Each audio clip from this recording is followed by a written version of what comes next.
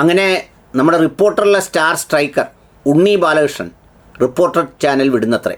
അദ്ദേഹം പോകുന്നത് ഏഷ്യാനെറ്റ് ന്യൂസിലേക്കാണ്. അവിടെ എന്തോ മെച്ചപ്പെട്ട പദവിയോ മറ്റുള്ള കാര്യങ്ങളോ ഒക്കെ വാഗ്ദാനം ചെയ്യപ്പെട്ടു. അദ്ദേഹം റിപ്പോർട്ടർ വിട്ടു എന്നാണ് വാർത്ത കേൾക്കുന്നത്. ഇപ്പോൾ ചാനലുകൾക്കിടയിൽ റേറ്റിങ്ങിൻ്റെ മത്സരം ഗംഭീരമായി നടക്കുകയാണ്.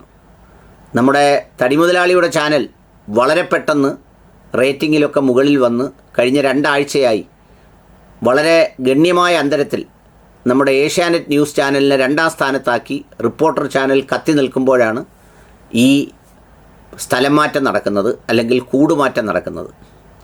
ഇങ്ങനെ കൂടുമാറ്റം നടക്കുന്നത് ഇപ്പോഴത്തെ സമയത്ത് റിപ്പോർട്ടർ ചാനലിൻ്റെ പ്രധാനപ്പെട്ട സ്ട്രൈക്കർമാരിൽ ഒരാളായിട്ട് നിൽക്കുന്ന ഉണ്ണി ബാലകൃഷ്ണൻ എന്ന് പറയുന്ന അദ്ദേഹമാണ് പോകുന്നത്.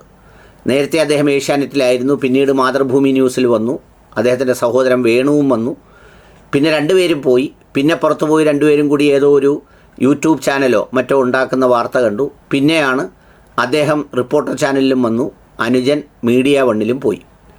ഏതായാലും റിപ്പോർട്ടർ ചാനലിലെ ഒരു പ്രധാനപ്പെട്ട സ്റ്റാർ സ്ട്രൈക്കറായിരുന്നു ഉണ്ണി ബാലകൃഷ്ണൻ എന്നുള്ള കാര്യത്തിൽ സംശയമൊന്നുമില്ല. അദ്ദേഹം എല്ലാ രാഷ്ട്രീയ പാർട്ടികളെയും മുഖം നോക്കാതെ ഒരു വിശകലന പാടവം എന്ന് തോന്നിക്കുന്ന രീതിയിൽ, അല്ലെങ്കിൽ ആ പാടവത്തോടെ അദ്ദേഹം വിശകലനം ചെയ്യുകയും വിലയിരുത്തുകയും ഒക്കെ ചെയ്യുമായിരുന്നു. അവർ 4 പേരും കൂടിയിരുന്ന്, അതിൻ്റെ മുതലാളി ആൻഡോ അഗസ്റ്റിനും പിന്നെ നമ്മുടെ സുജയ പാർവതിയും പിന്നെ അരുൺകുമാർ സാറും ഉണ്ണി ബാലകൃഷ്ണൻ സാറും എല്ലാം കൂടെ നിറഞ്ഞു നിന്നുള്ള ആ ഒരു കീച്ചൊക്കെ ഭയങ്കര റീച്ചുണ്ടാവുന്ന ഒരു കീച്ചായിരുന്നു. ഏതായാലും അതിൽ നിന്നാണ് ഇദ്ദേഹം അങ്ങോട്ട് പോകുന്നത്. ഇവിടെ ഉണ്ണി ബാലകൃഷ്ണൻ സാറിന് കസറാൻ പറ്റിയത് പ്രത്യേകിച്ച് ഒരു ഡയറക്റ്റ് അഫിലിയേഷൻ ഒന്നുമായി ഇല്ലാതെ, എന്നാൽ എല്ലാ ചാനലുകളെയും പോലെയുള്ള ഹിഡൻ അജണ്ടകളൊക്കെ ഉള്ളപ്പോൾ തന്നെ ആരെയും അങ്ങനെ പ്രത്യേകിച്ച് ഭയപ്പെടാനില്ലാതെ വാർത്ത പിൻവലിക്കേണ്ട ആവശ്യമൊന്നും വരാത്ത രീതിയിലുള്ള ഒരു സംവിധാനമായിരുന്നു റിപ്പോർട്ടർ ചാനലിൽ ഉണ്ടായിരുന്നത്. എന്ന് മാത്രമല്ല, ആ കൂടിയിരിക്കുന്ന ആളുകളുടെ പേരുകൾ നിങ്ങൾ കേട്ട് കാണുമല്ലോ.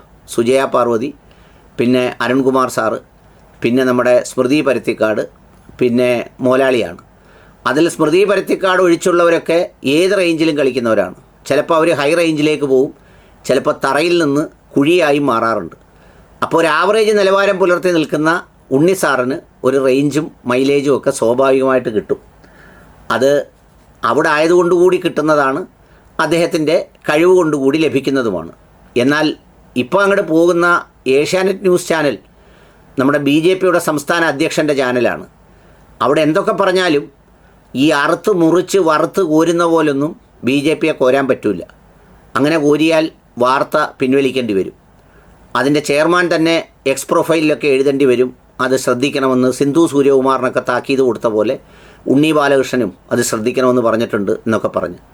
അതുപോലെ തന്നെ പഹൽഗാം ആക്രമണം കഴിഞ്ഞപ്പോൾ അവിടെ ഒരു സുരക്ഷാ വീഴ്ച ഉണ്ടായില്ലേ എന്ന തലക്കെട്ടോടെ വന്ന വാർത്ത പിന്നീട് മഞ്ഞുതുള്ളി മാഞ്ഞു പോകുന്ന പോലെ അങ്ങ് മാഞ്ഞു പോവുകയും ഒക്കെ ചെയ്തു.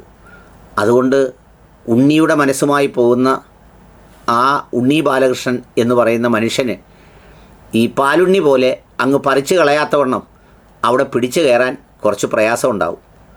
ഏതായാലും കാശും ബാക്കിയുള്ള സംഗതികളുമാണ് ഈ മേഖലയിൽ തീരുമാനിക്കപ്പെടുന്നതൊക്കെ, അല്ലാതെ പ്രത്യേകിച്ച് നിലപാടൊന്നുമല്ല.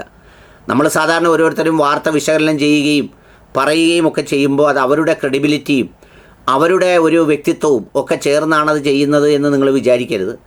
എവിടെയാണോ അവർക്ക് വേഷം കെട്ടാൻ അവസരം കിട്ടുന്നത്, അതിന് മതിയായ വരുമാനം കിട്ടുന്നത്, അവിടെ അവർക്ക് വേണ്ട വേഷം അങ്ങനെ കെട്ടുന്നു എന്നുള്ളതല്ലാതെ പ്രത്യേകിച്ച് കാര്യമൊന്നുമില്ല.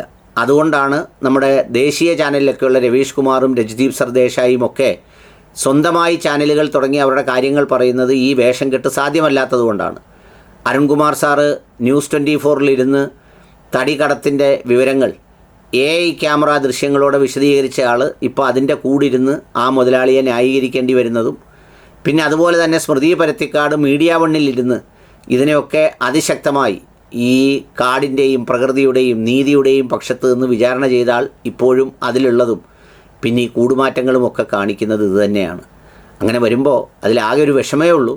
നമ്മൾ ഈ ചില തൊഴിലുകൾ എടുക്കുന്ന ആളുകളെപ്പോലെ, ചില മനുഷ്യരെപ്പോലെ ഈ കൂടുതൽ കാശ് എവിടെയാണോ കിട്ടുന്നത് അങ്ങോട്ട് പോകുന്നതിന് ഒരു ഉളിപ്പും ലജ്ജയും ഇല്ലാതെ വരുമ്പോൾ നമ്മുടെ ഒരു പേഴ്സണാലിറ്റി ഡീഗ്രഡേഷൻ സംഭവിക്കുന്നോ എന്നുള്ളൊരു വിലയിരുത്തൽ കൂടി, ഒരു ആത്മവിചാരം കൂടി നടത്തുന്നത് നല്ലതായിരിക്കും.